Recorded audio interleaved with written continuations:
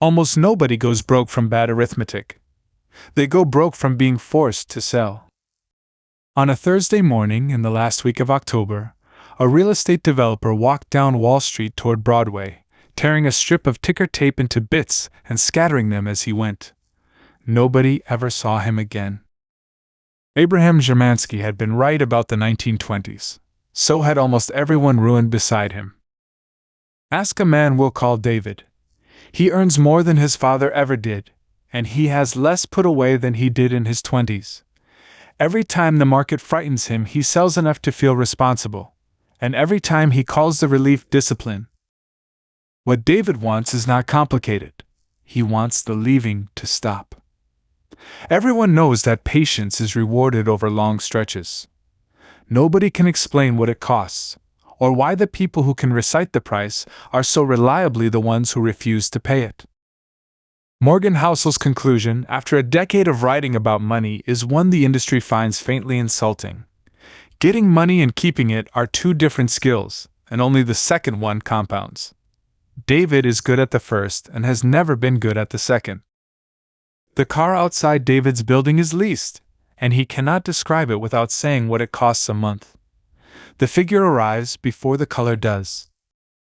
Indoors, the numbers are thinner than the street suggests. Nothing is sitting anywhere doing nothing. When the boiler failed in the winter, it went onto a card, and the card is still carrying it. The month his lease renewed and his card minimum rose in the same week, David sat at the kitchen table after the flat had gone quiet and went down the statement twice, looking for something to cut.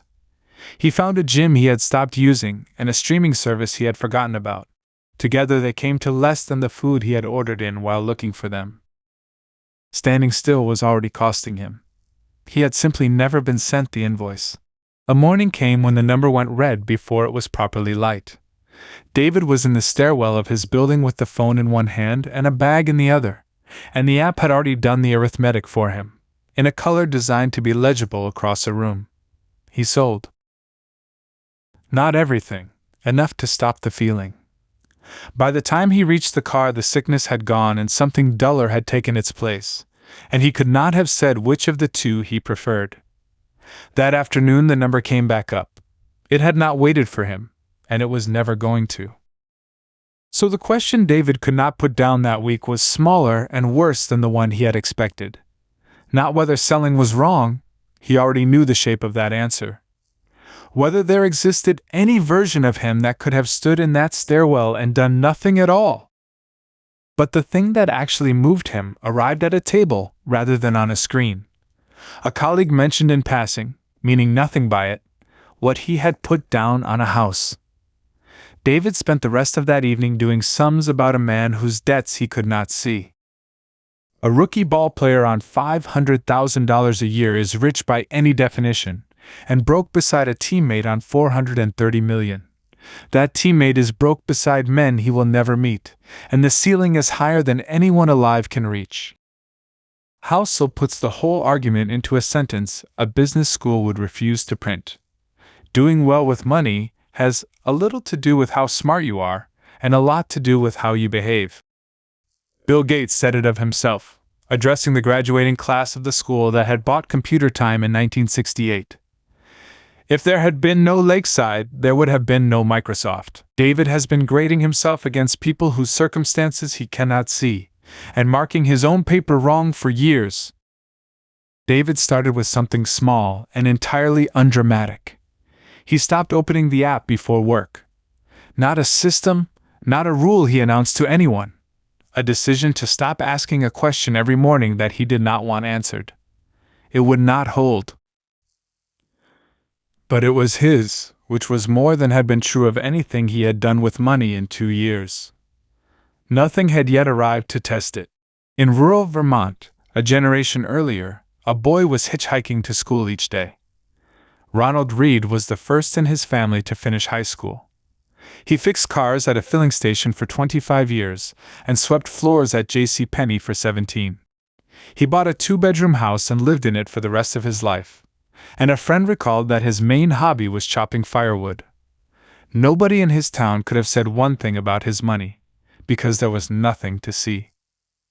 When Ronald Redd died in 2014, the estate came to more than $8 million. $2 million went to his stepchildren, the rest went to the local hospital and the library.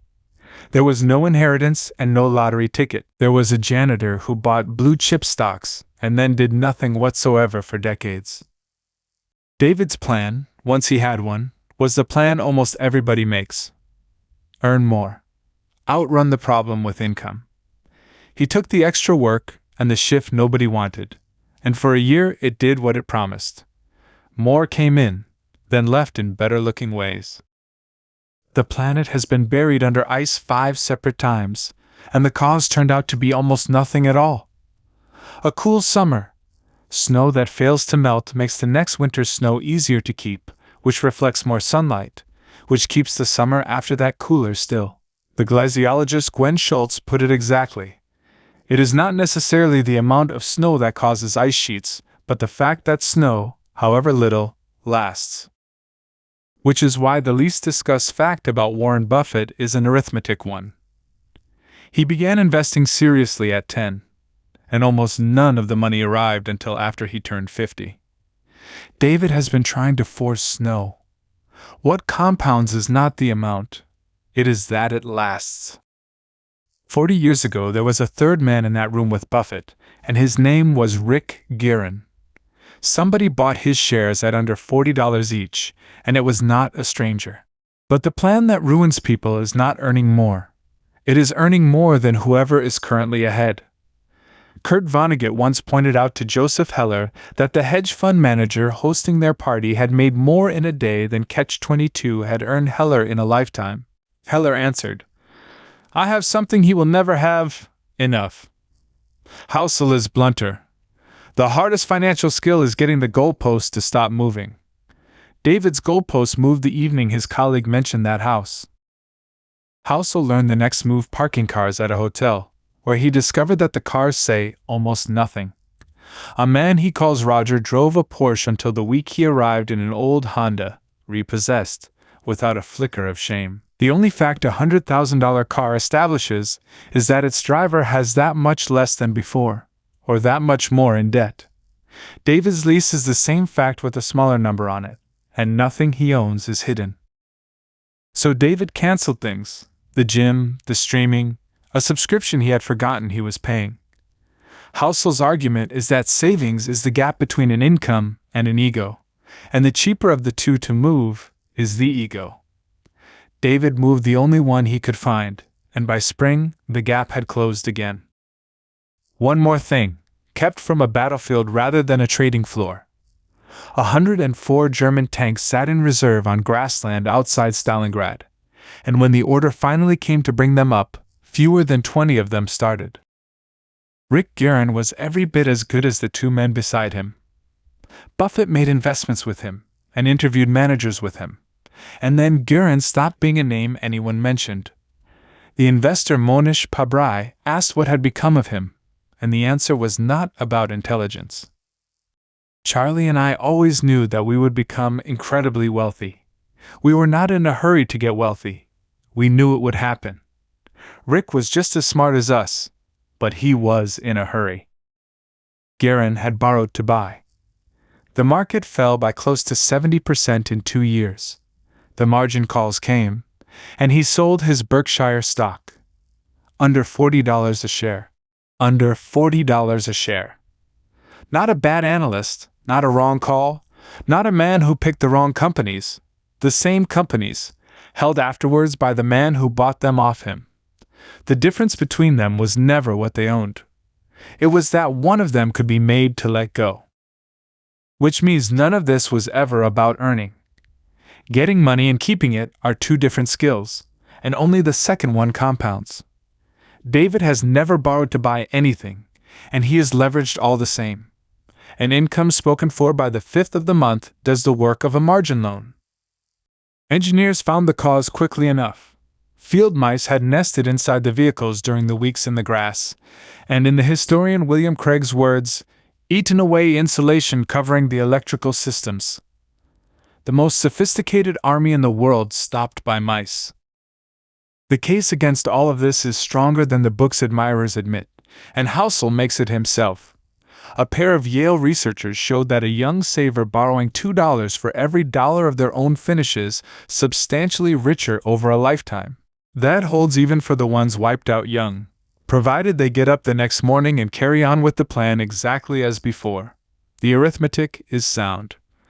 Housel's objection is that no human being has ever done the thing in that last clause, which reframes what David was doing in that stairwell. Heinz Gruen fled Nazi Germany and finished with one of the great private collections of Picasso and Matisse. The investment firm Horizon Research had the least romantic explanation for it.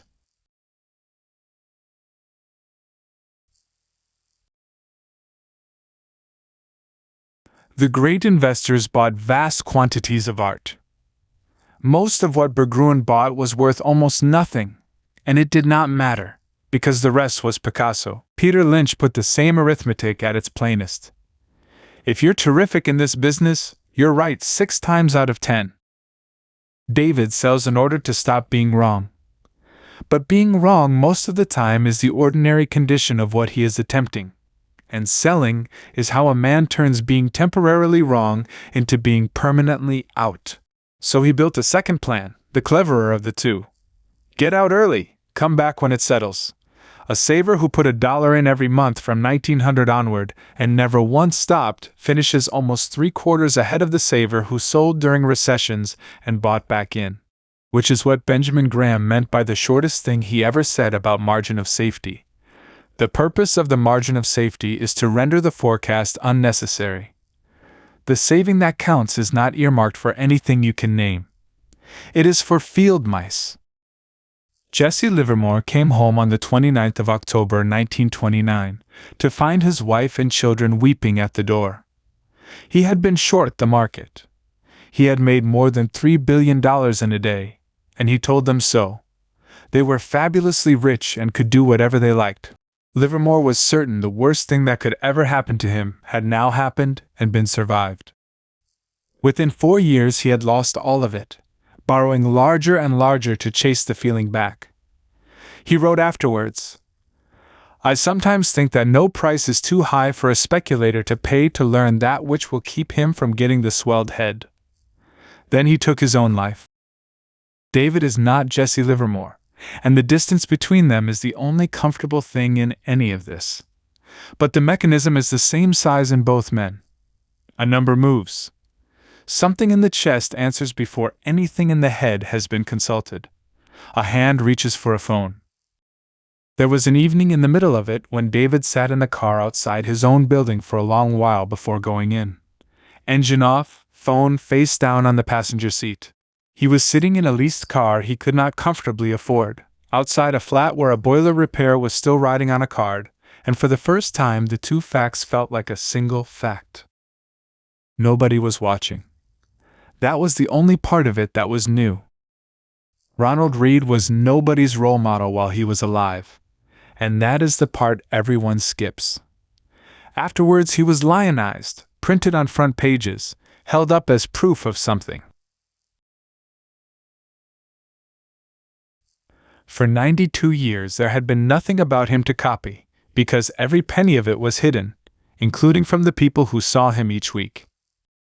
Which is what David has been getting wrong from the start, and it is not a flaw in his character. He learned from what he could see.